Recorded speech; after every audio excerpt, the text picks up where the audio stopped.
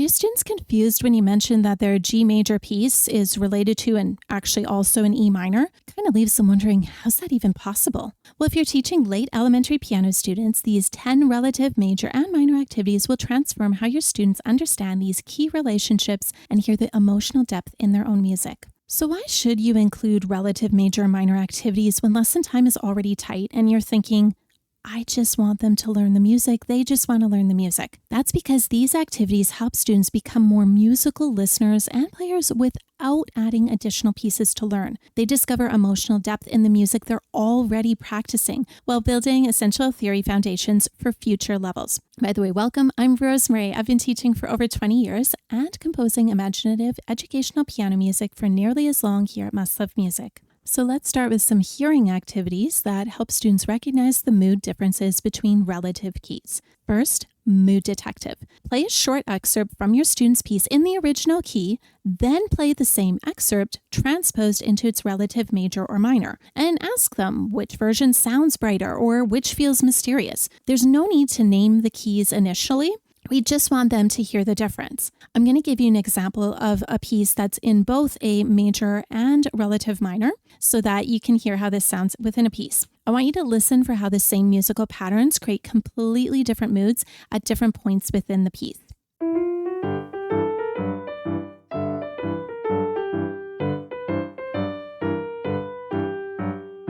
The opening clearly establishes that G major with a lively, confident sound. Now you're going to listen to this next section. We've shifted to E minor, the relative minor.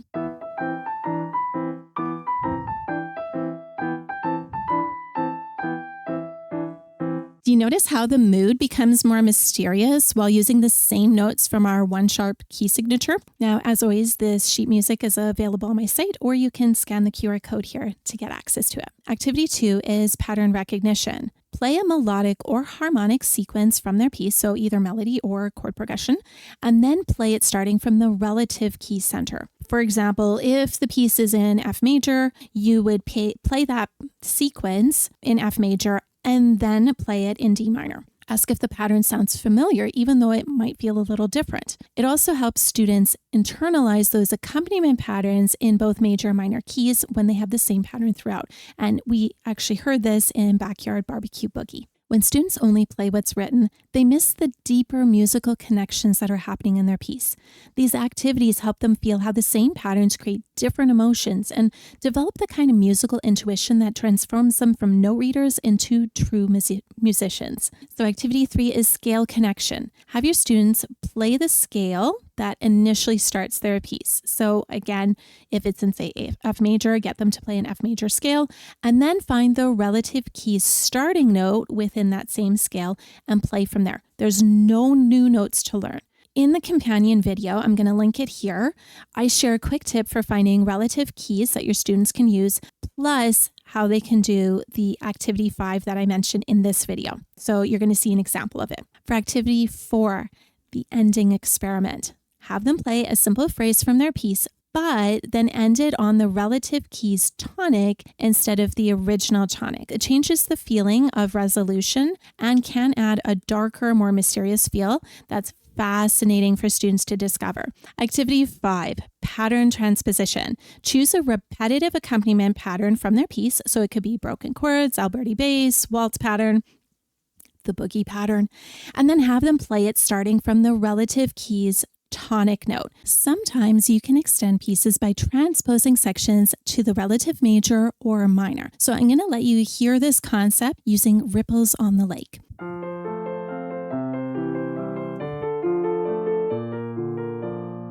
That was as written. Now, if I want to transpose that same passage from the F major to the relative minor, which, by the way, do you know what that is? If you said D minor, high five.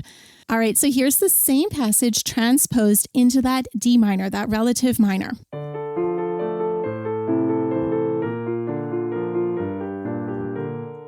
So notice notice how this works beautifully because we're maintaining the same chord inversions while shifting the emotional landscape from bright to contemplative. If you're finding these tips helpful, please consider subscribing. It really does support the channel and helps make sure that I can keep doing these videos. These relative major and minor activities work because they connect multiple learning styles to one concept, exactly the kind of flexible teaching approach that transforms your lessons. My newsletter shares more pedagogically sound strategies like these, plus educationally designed sheet music that students love to play. Sign up for the best piano email ever. Link is in the description or scan this QR code. Reading activities help students see relationships on the page and become musical detectives within their own repertoire. So instead of just playing through their pieces note by note, I often say this is the difference between sounding out cat, cat, and then being able to read cat. Right? These activities teach students to analyze what they're seeing and make them more independent musicians who can spot patterns and understand the composer's choices. For activity 6, we've got tonic note detective. Have them find and highlight all instances of both the relative major and minor tonic notes throughout their piece. I like using either a page protector or colored tabs. In my studio, we do digital versions because that happens to be the easiest for us. We want it that they can use different colors for each of the tonic notes or each of the tonic chords. I want them to identify where those notes feel like home versus where they don't. Number 7 is find the matching patterns. Identify recurring melodic or harmonic patterns in their piece and then find where similar patterns appear at different pitch levels. This is often indicating relative key areas. For example, if you're seeing a similar pattern in one area and then it starts on a different note in a different area, it's a good chance that it might have shifted to the relative major or minor. Finally, writing activities. I know plenty of teachers who would prefer to skip this, but don't. These exercises transform students from passive piano players into active music creators who understand how composers think. And when they start understanding how composers think, it means they're going to learn their music faster, they're going to make connections faster, and frankly, they're going to play with more artistry. So activity 8 is quick transposition. Take a 2 to 4 measure pattern-heavy section of their music, and then either you write it out ahead of time or you can have them rewrite it and then get them to rewrite it starting from the relative keys tonic, keeping the same intervals and patterns. This works perfectly with that pattern transposition back in Idea 5.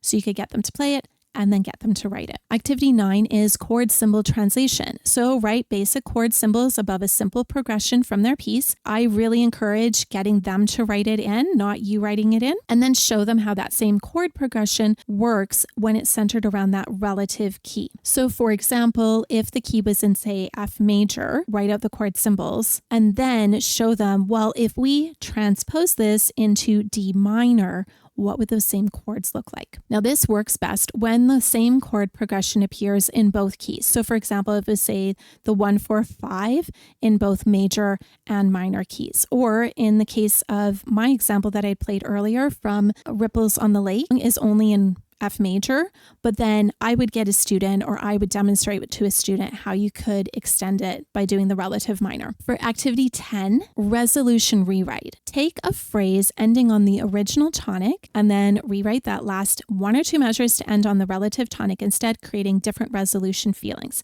So this is an extension of the ending experiment activity, getting them to play it and then getting them to write it. So we're creating this multi-sensory environment for them. So let me know which of these activities sounds most practical for your studio. Let me know in the comments. I'm always eager to read those. These relative major and minor activities, along with this month's mode strategies, give you a complete toolkit for sophisticated key relationships. Your late elementary students can now explore emotional depth while building that essential theory foundation. Consider offering your students a Meet the Composer experience to build these concepts to life. Link in the description. Thanks and happy playing.